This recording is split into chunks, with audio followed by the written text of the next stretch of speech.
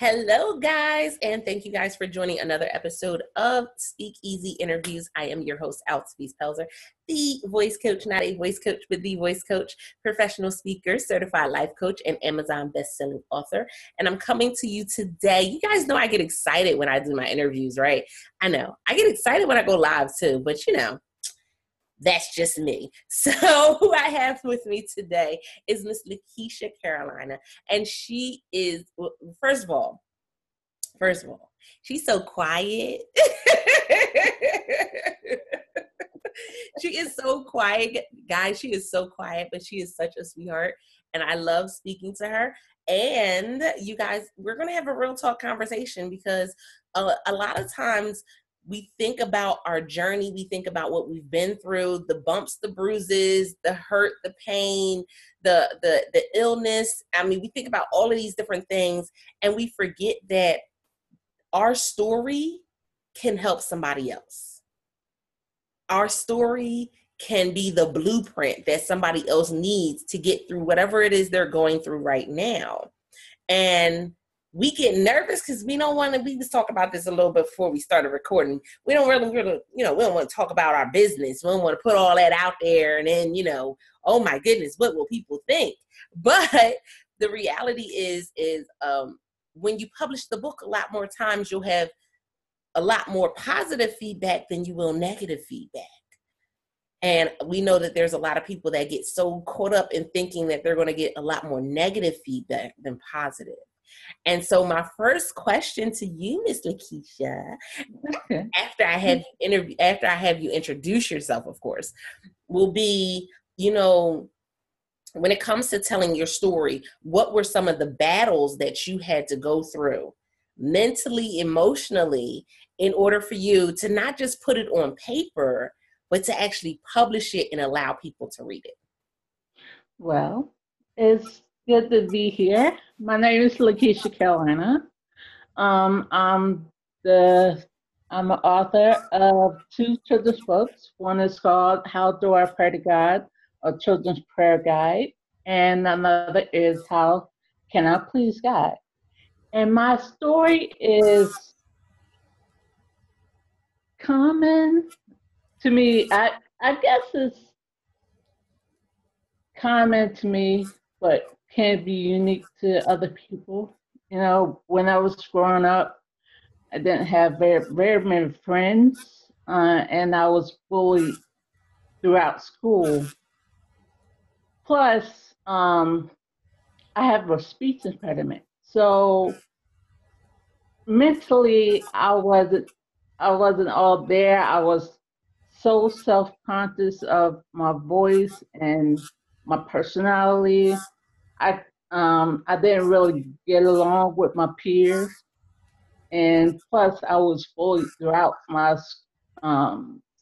elementary school. So I kind of kept to myself most of the time, and the only way I could really branch out was through writing. Not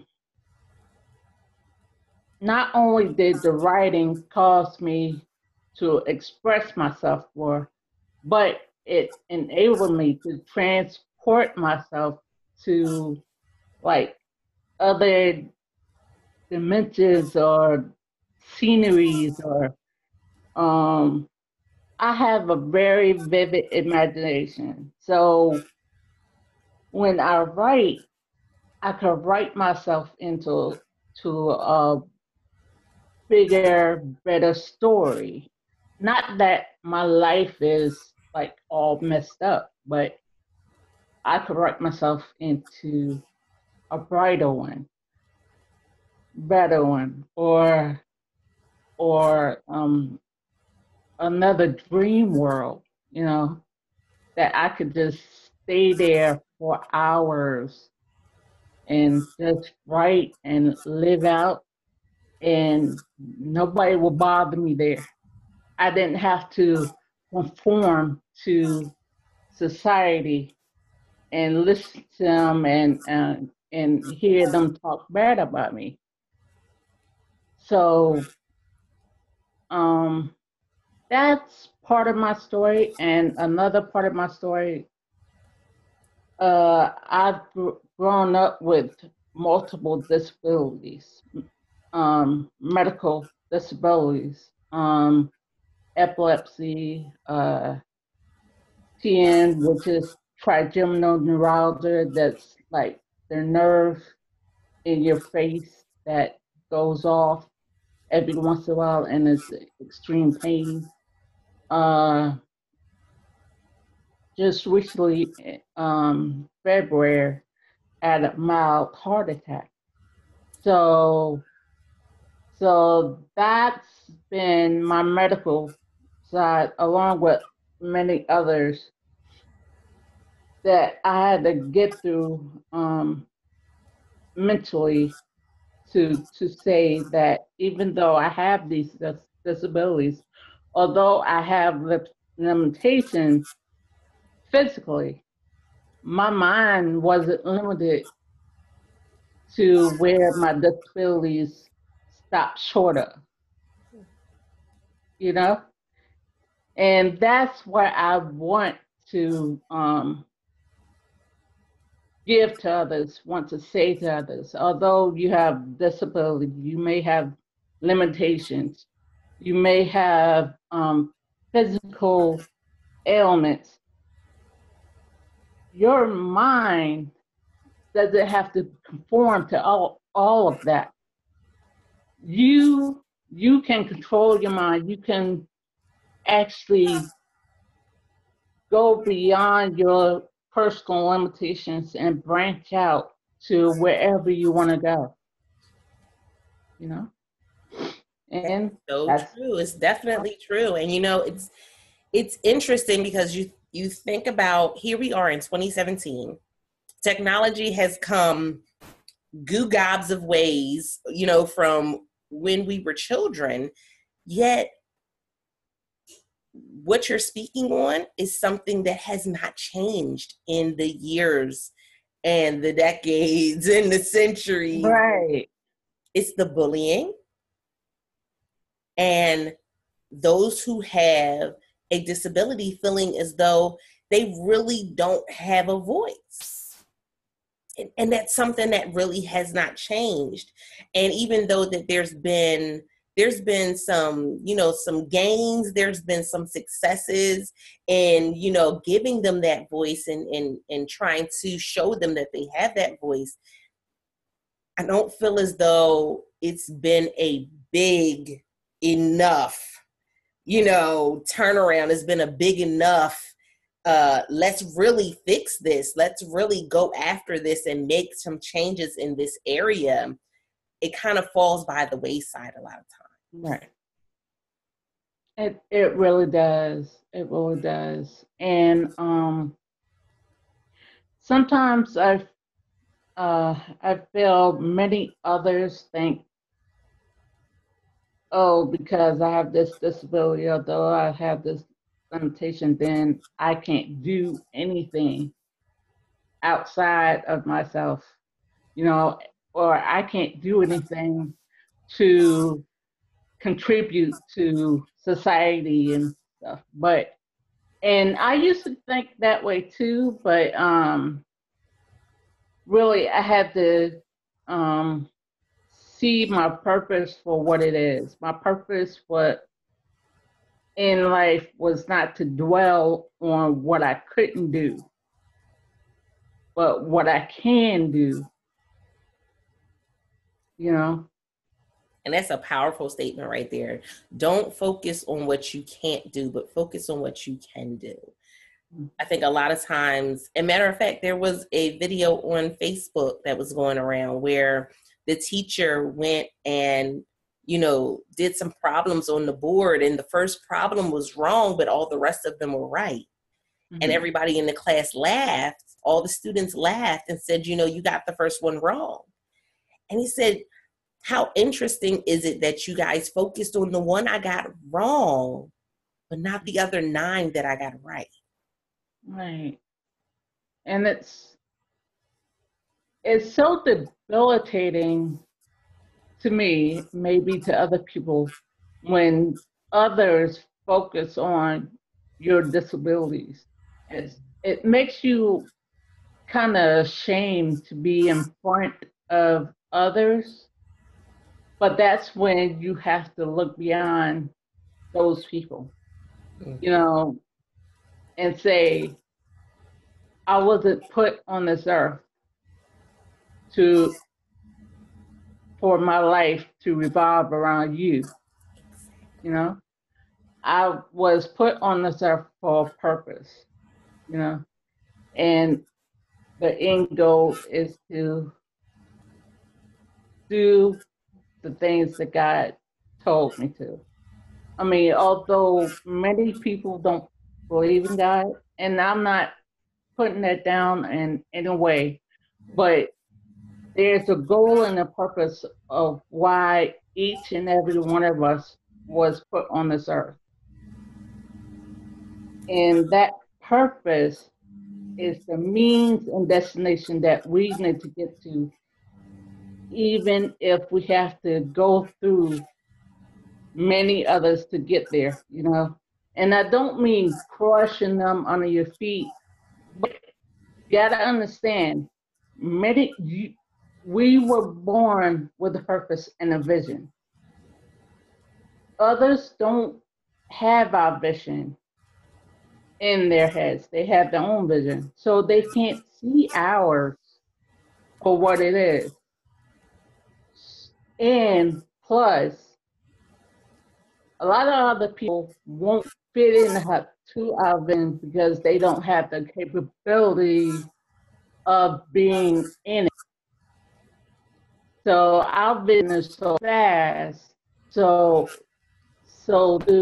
when other people see us, they push down, they talk about us, they do all these things. That's only because they don't have the capacity to see our vision and the purpose around it.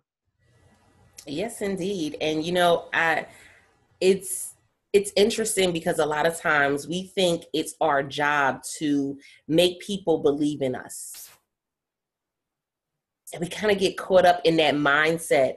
I have to make people see what I see. I have to make them see my vision. I have to make them understand my mission.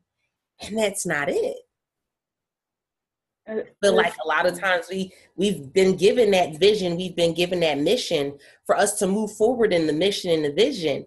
And then the people that see it will come and join in. It's not necessarily for us to try to force people to see what it is that we've been given or that we've been, you know, charged with doing. But it's more so do it and people will show up. Right. And not only people will show up, the people who are supposed to be there will show up. The ones that can add to your vision, you know, because not everybody can build on to what your vision is.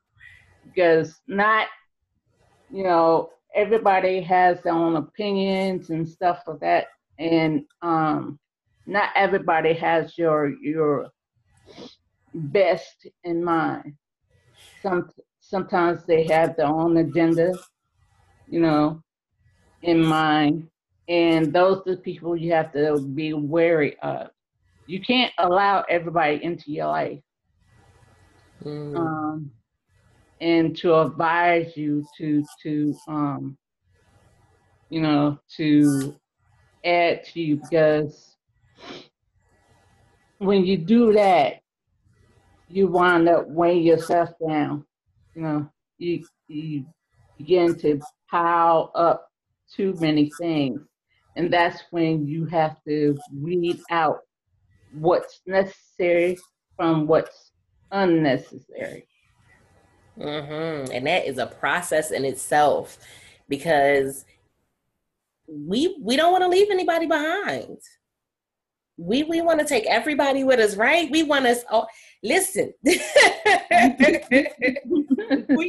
we want everybody to be moving on up with us. We want to take everybody, but it's so true. Everybody can't go, and everybody's not going to believe in the same vision, and it can be destructive because you're thinking that you got to think about the boat.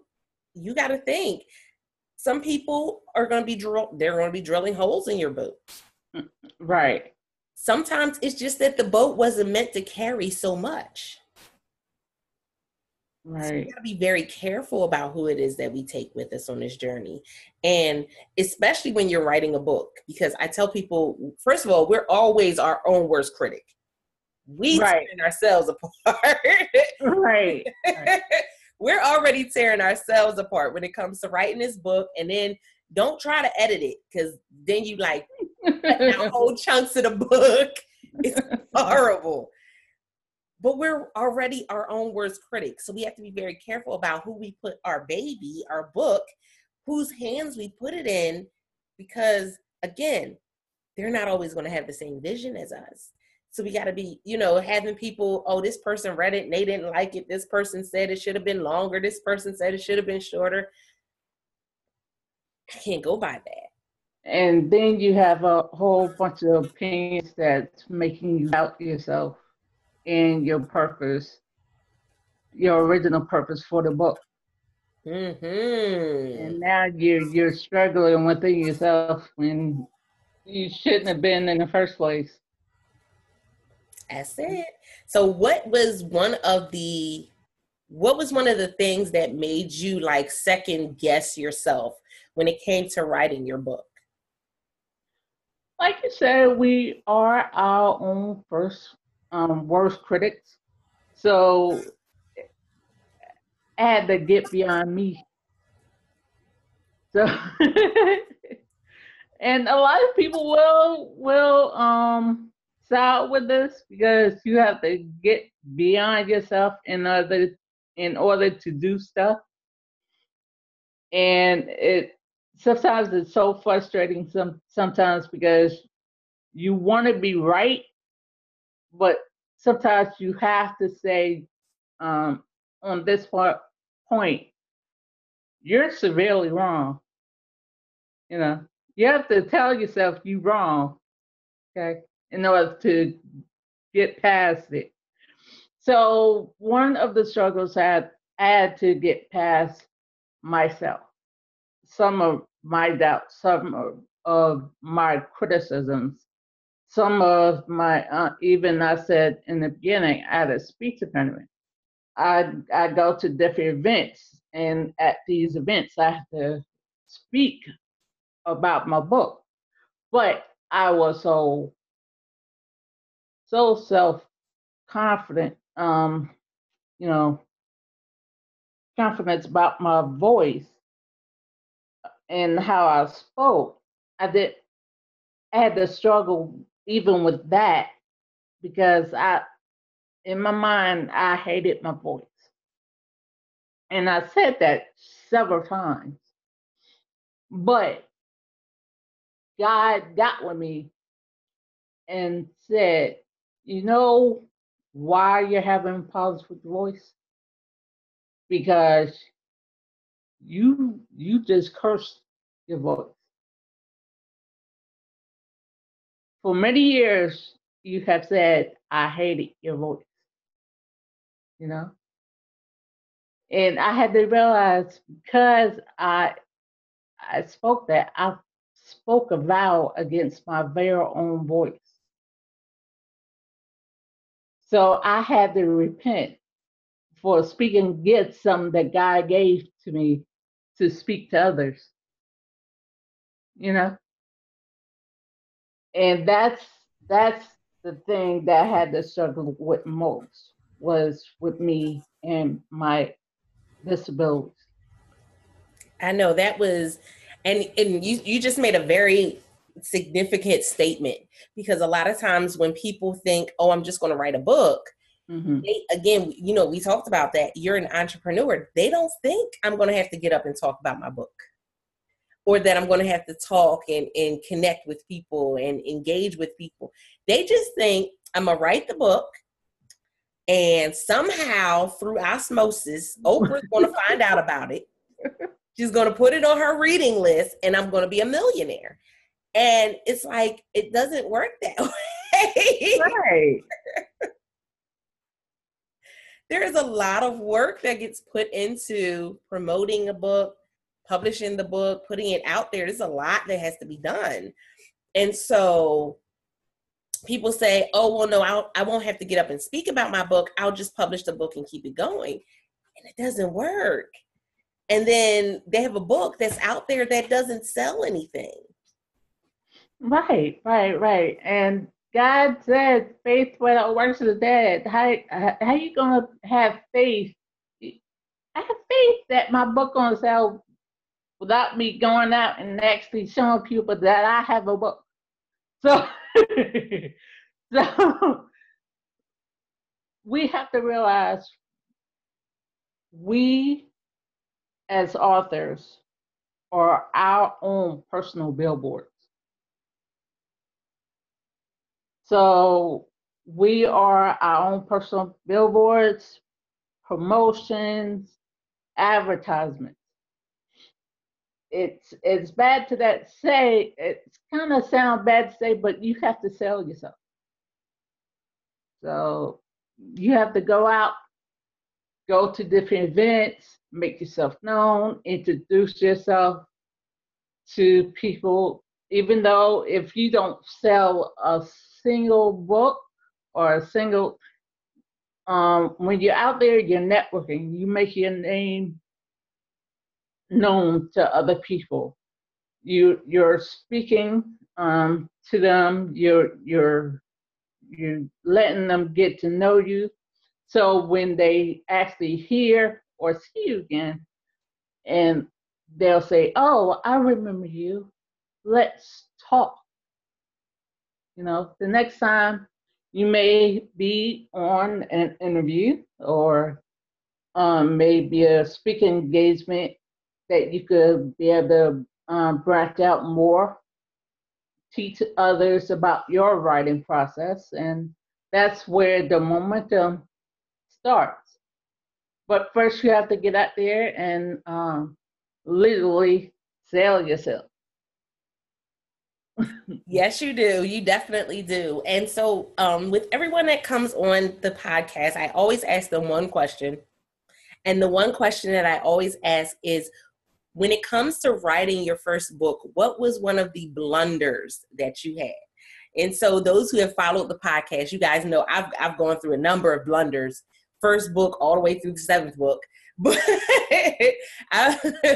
I've even uploaded a book and only uploaded the cover and the synopsis. And that was what people got because I thought I had enough time to upload the actual book.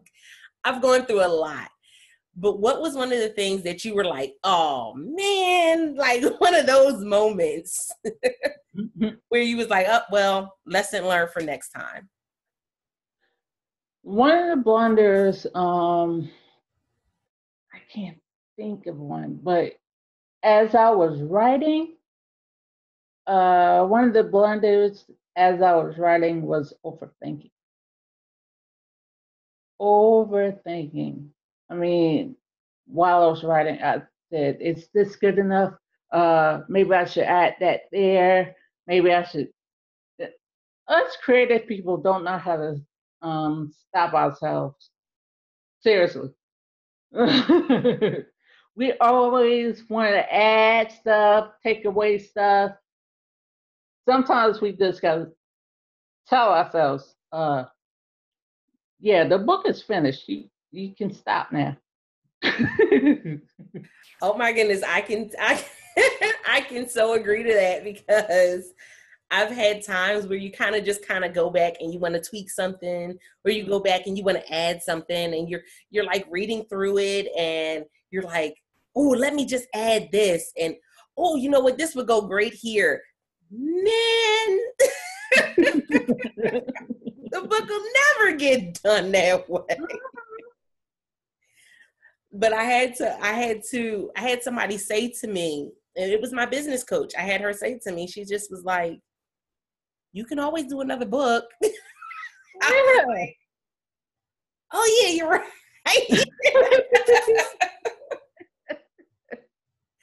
You're right. I don't have to add anything else. I can just do another book. I won't touch it anymore. Because Right. we do, we'll go back and we're like, oh, this would be great, or something else will come up in our mind and we're like, oh, let me add this. You'll be writing forever. Mm-hmm. Writing forever. And so what is one tip that you would give to any aspiring author or speaker that comes from your personal journey? Comes from my personal journey. I would say learn about yourself first.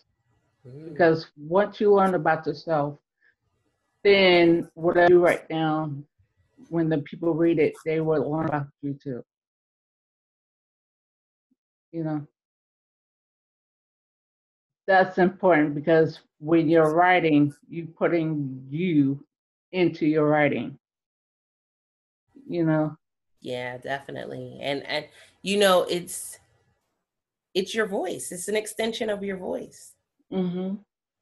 It is. It definitely is. So I want to say thank you. Thank you to everybody over on our podcast listeners. If you're catching this via Facebook or LinkedIn or even YouTube, don't forget that you can always connect and leave a comment. I always come back and engage with you guys. And you will find out all the information for you to be able to connect with Lakeyshuh in the description or in the comments of the video, that part. And then if you are interested in getting yourself on the podcast, the Speak Easy podcast, by all means, you go to bit.ly/Speak Easy podcast, all lowercase, in order for you to schedule a time for your interview. So, Lakeyshuh, can you tell them how they can get in contact with you? Sure. My Facebook page is Author Lakeyshuh Carolina. You could contact me on my Instagram at spiritwriter_34 or Twitter at spiritwriter34. Those are the main three I have. Awesome. Great. And like I said, all the information will be right in the description. What you want to do, though, is you want to follow, you want to subscribe, and you want to connect. Because guess what? We have even greater things coming down the pipeline. I appreciate you guys. Thank you so much for joining us on another episode of Speak Easy. And don't forget to press it out.